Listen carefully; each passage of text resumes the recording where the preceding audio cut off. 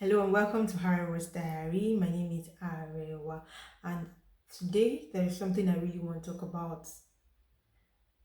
It's the point of surrender. That's the topic of this discussion, the point of total surrender.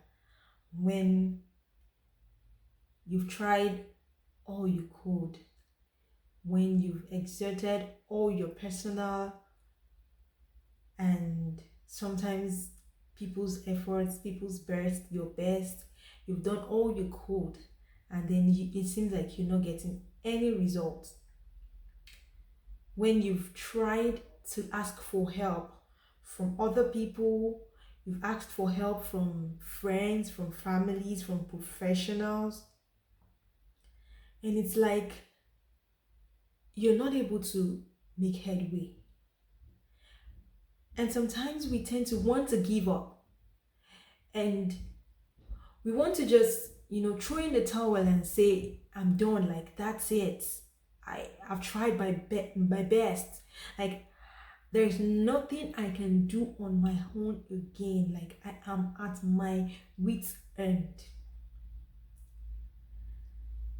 And then you want to throw in the towel and say that's it, I give up. Well, that comes naturally to man when we've gone through challenging situations or challenging times, when we failed ourselves and sometimes we failed society, when expectations of people or our own personal expectations have not been met, and then we decide that we are done, like I cannot do this anymore, and then you want to throw in the towel,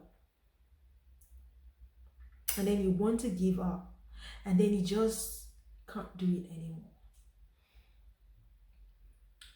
So many of us have been at that point before. I remember during the course of the week, I listened to Adesua Itomi and her husband, or Adesua Wellington, like Banky W and his wife, and they were talking about the process they went through trying to have a child, and I could relate with them because I myself have been through it. Like I could relate with their journey because in a way we tend to have had similar experiences. And I was wondering, thinking to myself, how many other people out there are just at that point when they're like, you know what, if God won't give me a child, let him not give me a child. And then there are people that are just like at that point where they're like, you know what, if God won't give me a job, then so be it. I am not going to compromise any longer. People get to that point when they're like, I am done.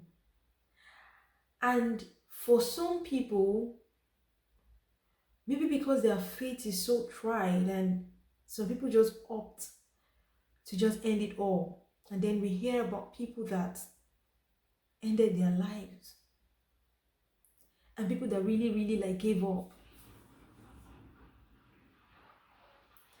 I remember was at a point in my life where I just felt tired of everything. I know some people can relate.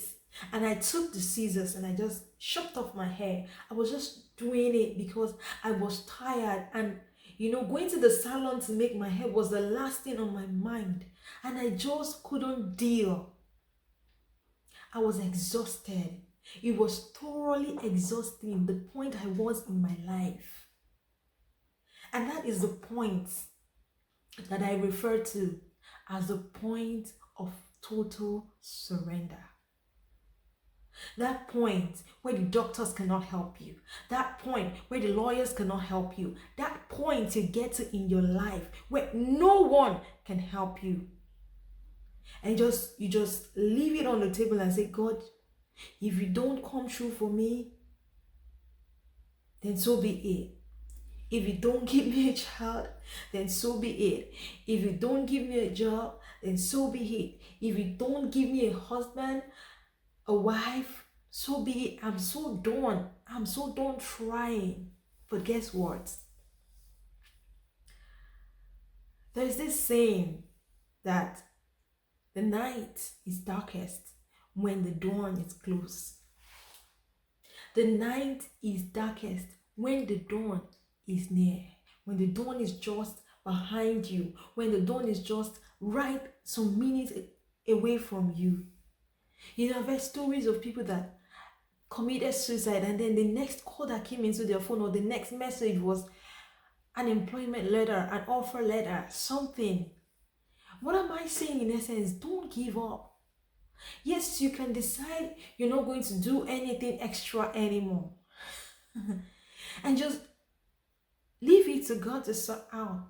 Because when man fails, that is where God thrives. I'm going to say that again. When man fails, that's just when God thrives. Where man cannot help you, God will show up for you. He would surprise you. I was at a point in my life when I was told that, you need to get somebody to give you eggs. You can no longer have babies. You should just not bother trying by yourself. The doctor was just going on and on. And this was after I tried IVF and it failed. After the trauma, after trying other methods, artificial insemination, and so many other things, going through so many rigorous processes. And I just looked at my husband and I was like, I'm done. I'm going to leave it all to God. He's my maker. He created me. And I'm going to let him do what he pleases with my life. I am done trying to live for others. Now I want to live for God. I want to live my life. I just want to be happy. Child or no child. I just want to be happy. I will just leave it on the table and let go. And then I will let God have his way. And let God do his thing because he created me. In the scriptures, it said, before you were formed in your mother's womb, I knew you. He knew me before I was formed.